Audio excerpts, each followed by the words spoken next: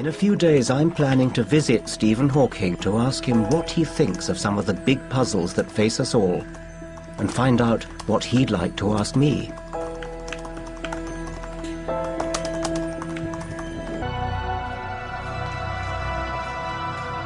For me, the essence of what scientists do is not maths or experiments, abstract thought, or even applying for research funding, but asking questions. Newton wanted to know why things fell to the ground. Darwin, why animals were different in different places. I'm on my way to talk to Stephen Hawking about some of the questions we are both still asking. I want to ask him his views on evolution. As a physicist, does he think that the origin of life on Earth is just a happy coincidence?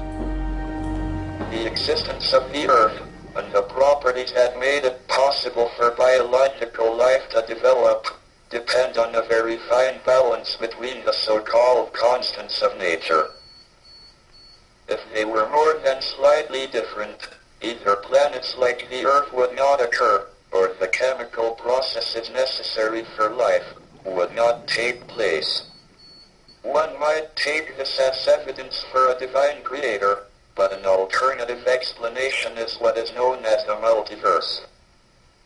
The idea is that there are many possible universes.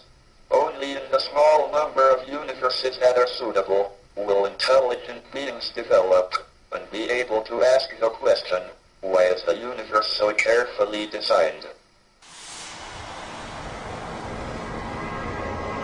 What happened before the Big Bang? What happened before the origin of space and time?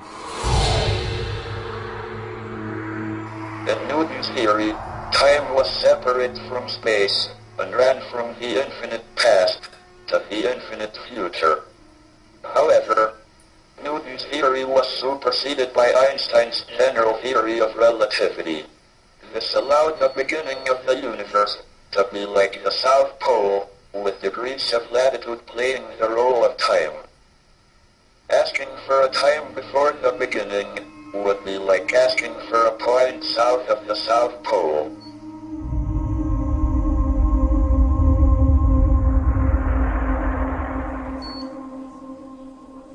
Can one assume that insects and bacteria will survive us if our so-called intelligence leads us to destroy ourselves by nuclear war or other disasters? Yes, I think you've got an excellent point. We happen to survive by our intelligence, and so we think that's the way you should survive. But from a bird's point of view, say a swift, they would think that flying is the way you survive. Eyes are said to have evolved some 40 times independently. Flight has evolved 4 times independently. But it looks as though intelligence, at least verbal intelligence of our kind, has only evolved once. And so that might suggest that it's a pretty esoteric way of surviving.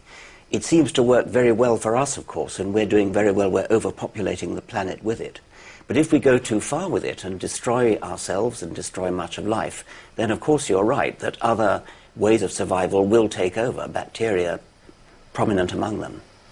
One can't help asking, why are you so obsessed with God? Well, I noticed that you brought up the question of God and I didn't.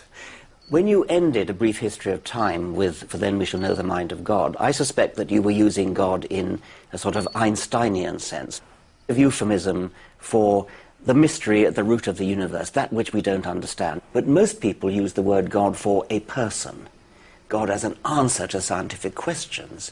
Then I think it is scientifically pernicious, because it distracts people away from the hard work of answering scientific questions. It's just too easy to say, oh, God did it, therefore we don't need to answer the question.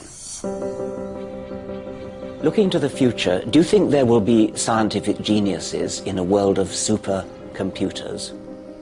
Our picture of the universe has been transformed by brilliant individuals, like Newton and Einstein, who have made great leaps in the imagination. Computers cannot make such leaps, so I think there will be plenty more Newtons and Einsteins in the future. Thank you very much indeed. Thank you.